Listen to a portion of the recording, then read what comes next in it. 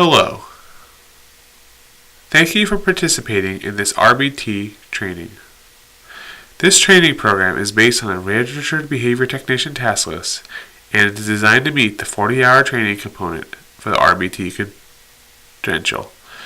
The program is offered independent of the BACB.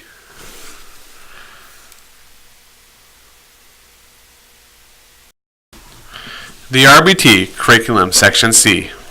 This section has to do with skill acquisition or teaching skills. C01. Identify the essential components of a written skill acquisition plan. The RBT should know what the essential components of the written skill acquisition plan are. These include things such as IDing the skill deficit, what the goal is, what type of measurements being used, what the procedure is, including the SDs, and the type of data you'll be collecting. Those are all components of a good written skill acquisition plan.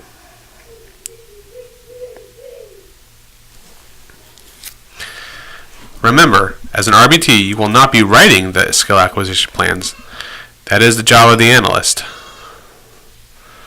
But you should understand what is on them. Going along with C01 is C02, preparing for the session as required by the skill acquisition plan. From the procedure in the skill acquisition plan and the types of data and measurement you'll be using, you should have the data sheets prepared and the material ready.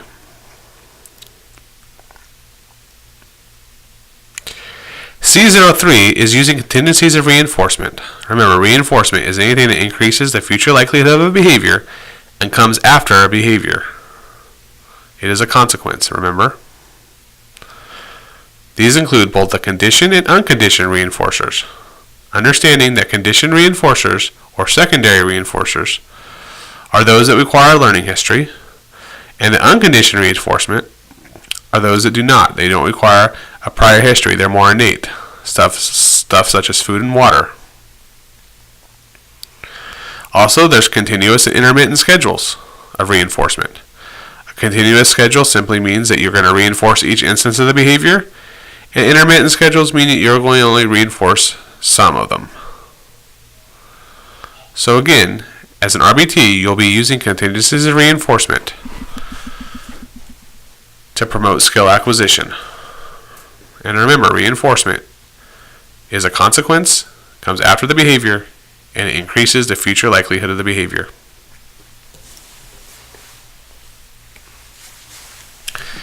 C04.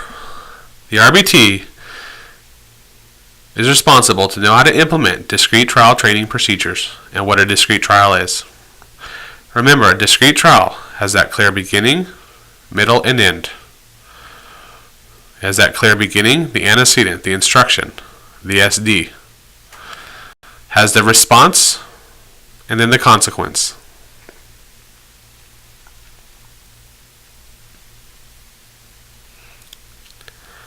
The RBT is also responsible in C05 to implement naturalistic teaching procedures. Incidental teaching, in other words. Naturalistic teaching procedures are not as contrived. They can be done throughout environments and in non-training situations.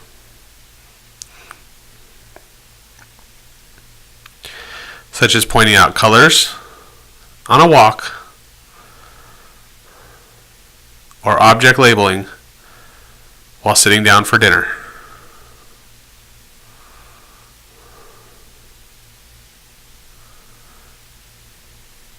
C06. The RBT is required to understand what chaining procedures are. Remember, chaining is when you take skills and you link them together, individual skills, and link them together that form a bigger skill. This can be an example of this would be brushing your teeth, where you have to link each one of those behaviors, such as picking up the toothbrush, picking up toothpaste, squeezing toothpaste, and so forth. And you link those together. And remember, a task analysis is taking an activity or a skill and breaking it down into smaller parts. And from these smaller parts, we teach each individual part and link them together. And if you recall, there's backward chaining, forward chaining, and total task chaining. In backward chaining, the RBT will prompt each step, fully physically prompt each step, and the last step they will teach the person how to do, and so forth. In forward chaining, the RBT will teach the first step and then fully physically prompt each step after that. In the total task chain, the RBT will reinforce each step and prompt through each step. Because remember, in forward and backward chaining, you only reinforce at the end. And you try not to talk at all during the whole thing. Because you want the instruction to be the SD to complete the task. And you want the completion of each of the different tasks to be the SD to start the next task.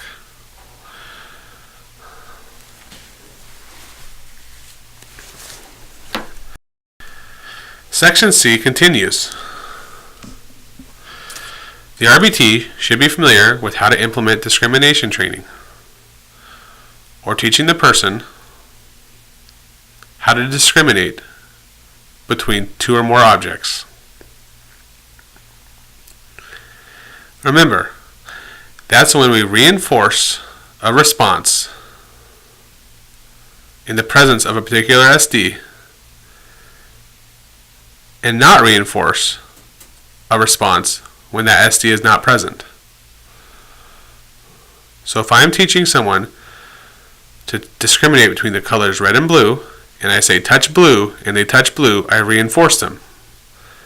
Because the response was in the presence of the SD, remember, touch blue, and they touch blue, so they get reinforced. But if I say touch blue, and they touch the red, I will not reinforce it, because the target response did not go with the target SD of touch blue. You are doing discrimination training when you are teaching people how to tell the difference between one or more objects.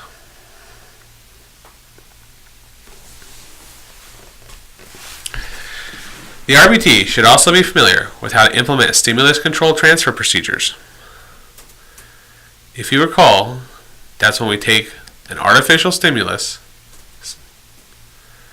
and promote it and transfer it to a more naturally occurring stimulus. So for example, maybe I circle the correct answer for a new learner. The more naturalistic stimulus would be for me to ask which one is. Let's go back at you for the implement stimulus control transfer. If I am teaching someone, for example, to point to the picture of a car, and I have a picture of a car and a picture of, like, say, a dog, and I circle the picture of the car, and I say touch car. The circle is an artificial stimulus, right? It's something there to help the person get that correct answer. However, I want to fade that back. And that's what C09 has to do with as well. So, in C08, implement stimulus control transfer, what I'll do is I'll fade that circle back, meaning I'll make it lighter and lighter, while still using the SD touch car. That way, the person's behavior comes more under control of me saying touch car than it does of the circle. This also has to do with C09, which is implement stimulus fading, where you systematically reduce that extra stimulus. So making the circle lighter, or if you're using a verbal prompt, you can make the verbal, either the prompt shorter or quieter. There's a lot of different ways to do that. But when we implement stimulus fading, what we're doing is systematically reducing the extra stimulus help that we're giving that person. Likewise, in C10, when we're implementing prompt and prompt fading procedures, what we're doing is through prompting, we're helping the individual get the correct answer. Do you remember the prompting hierarchy? We use the most to least intrusive with new skills we're trying to teach. Systematically fading those back, we will start with the most intrusive. Once the person can engage in the correct behavior when we are using the most intrusive prompt, then we'll move on to the next most intrusive prompt, all the way down to the least intrusive. This is systematically fading the prompt back. We are giving the individual less and less help.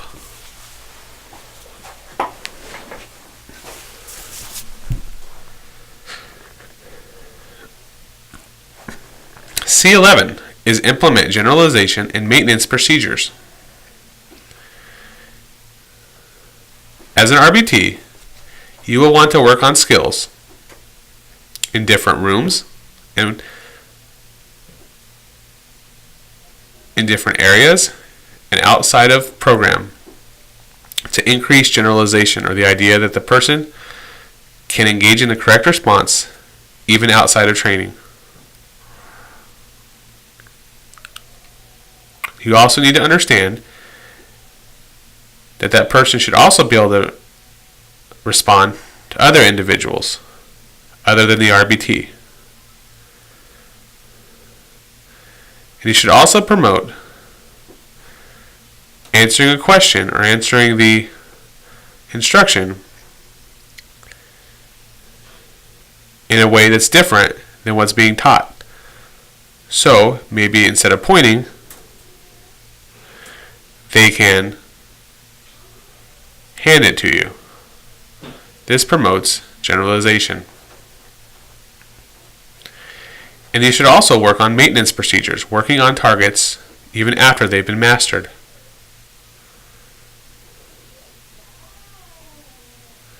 This will promote maintenance, and that person can keep the skill up.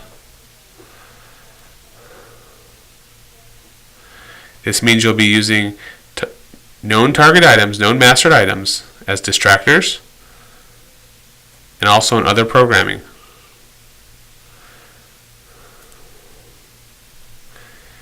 C12, assisting with the training of stakeholders, has to do with you being able to show others, such as family members, caregivers, or other professionals, what you're doing. To have enough mastery of a skill, to be fluent enough in something, to be able to describe what you're doing, i.e., being able to say, this is where I reinforce, and this is where I ignore, to other professionals, family members, or caregivers. Remember, skill acquisition is the teaching part, teaching new skills. It is important to be able to do this as an RBT. The written skill acquisition plan. A written skill acquisition plan is basically the instructions on how to run a program. It should include the goal to be taught, the type of programs, is it expressive, receptive, imitation versus listener response, etc. It should include the SDs that are to be used.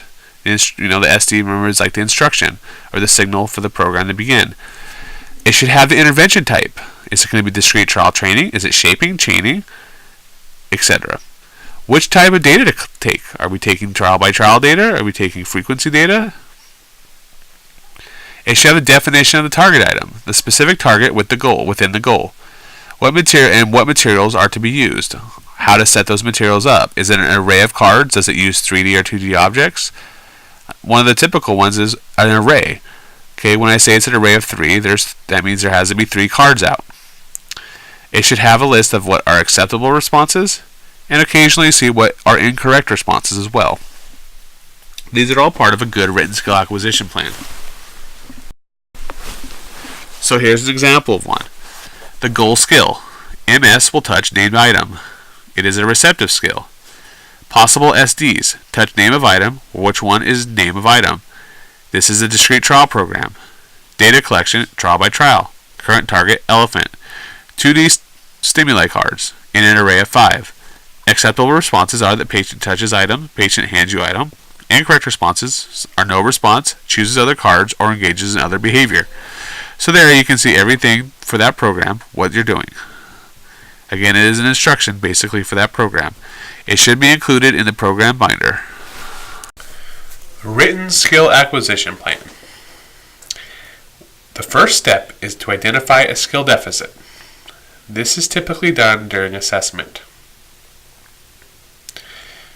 A skill deficit means it's something a person is not doing enough of.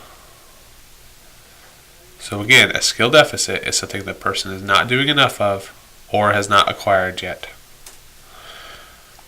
Once we identify a skill deficit, it will allow us to create a goal to address the deficit. Each programming item is a goal that addresses some deficit within that individual's repertoire. We then gather what's known as baseline data. Baseline data allows us to see what the behavior is like or the skill is like before any intervention has started. Baseline data is simply data that allows us to see what the behavior or skill is like before we've actually started. It's what we will compare our data to later to see if what we're doing is actually working. After we gather the baseline data, we're going to select intervention techniques that you will use. These might include errorless learning, reinforcement, shaping, etc. Often multiple techniques are used within one target skill. It is impossible to tell you. There's just a myriad of deficits out there and each individual is a very individualized treatment. So it is impossible to say what each one will be like. But just know that as part of the written skill acquisition plan, one of the steps is to select the intervention technique. Then we collect data while we're doing the intervention to determine the effectiveness of the procedures. In the intervention technique section, there should be an outline of what you are supposed to do and how to run the program. While running the program, you will be asked to collect data. This will allow us to determine the effectiveness of the procedure. We will change or maintain the approach depending on how the data is trending or what it looks like. For example, if after 3 weeks we see no change or very little change from baseline, we know that we have to change something. We know that we'll have to try other techniques to see if we can improve the outcome. As an RBT, it is your job to be familiar with the written skill acquisition plan for each goal that your patient is working on.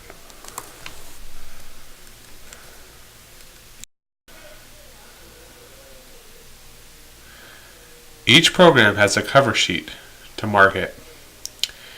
Each program has its own tab so you can easily find it. Data taken for each program is kept behind that program's tab on CTP or errorless or chaining sheets. Again, it will be imperative in your in-field training to become familiar with these. This is what a program tab may look like. If you notice on top, there are several little instructions. These are part of the written skill acquisition plan.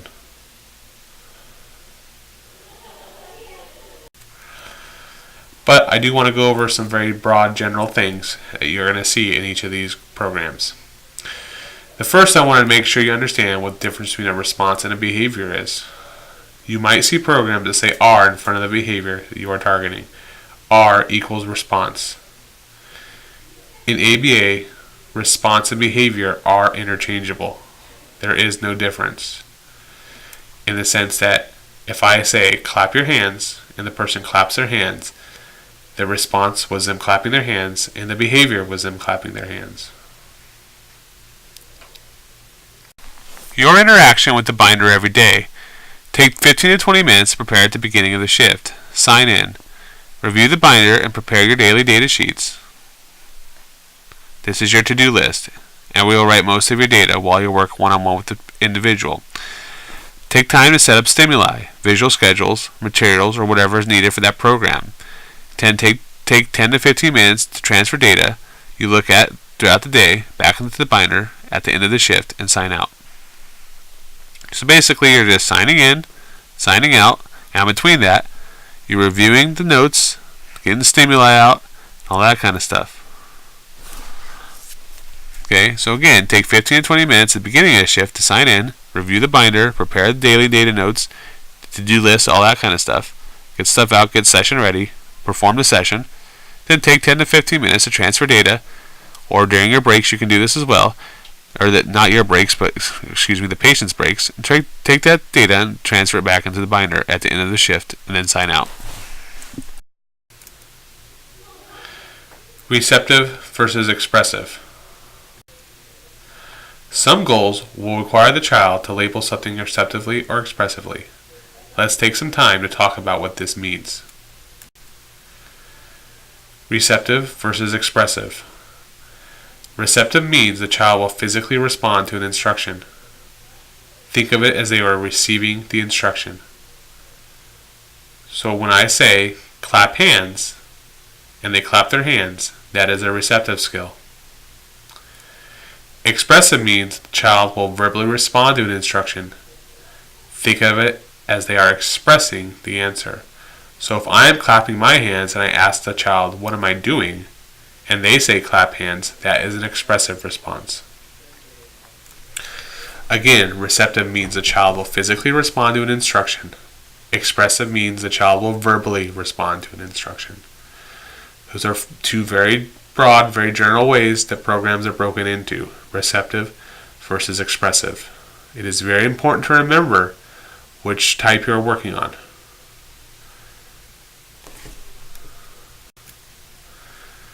Receptive instructions. Child will receive an instruction and physically demonstrate a specified action. For example, if I ask them to touch the color blue when there's an array of 3 other colors. Expressive instructions. Child will receive an instruction and verbally respond. For example, if I say, what is your name? And the child responds with their name. So let's try this. Receptive or expressive. Let's see. What do you think touch ball is? Well, if you're playing at home, let's see. I bet it's receptive. Oh, ding, ding, ding. There we go. What is this? I'm going to say it's expressive. Because if someone asks me what it is, I'm probably going to have to tell them what they're showing me. Oh, ding, ding, ding. 2 for 2 so far. Show me blue. It says show me, so I don't have to say anything. So I'm thinking it's receptive. Aha, awesome. 3 for 3. Alright, give me car. Don't have to say anything. Just have to show them. I think it's receptive. Man, alright, we're on fire right now. Alright, what about where is the cat? Now let's think about that one. That's a trick question, right? Because that could be both. It could be expressive in the sense that I could say it's over there, it's on top of the bookshelf, it's in the fireplace. I'm just kidding, I like cats. It's in the dishwasher. No, I'm just kidding. Okay, could be on top of the car, could be a lot of places. But we could also just show them a picture of a cat. So I think it might be both. Let's see. Oh, can be either. Awesome. We did very good there. And there's how it could be both. So let's do the label square. Let's see. How could we label a square receptively? Ooh, we could tell the individual to touch the square. Show me square. Give me the square. Where is the square? But let's see, how can we do this expressively? What is this? While showing them a picture of a square and having them label it. What shape? As we point to a big old square. So as you can see, for each one item, you can use a receptive or expressive skill. Now, which one it is very important to remember.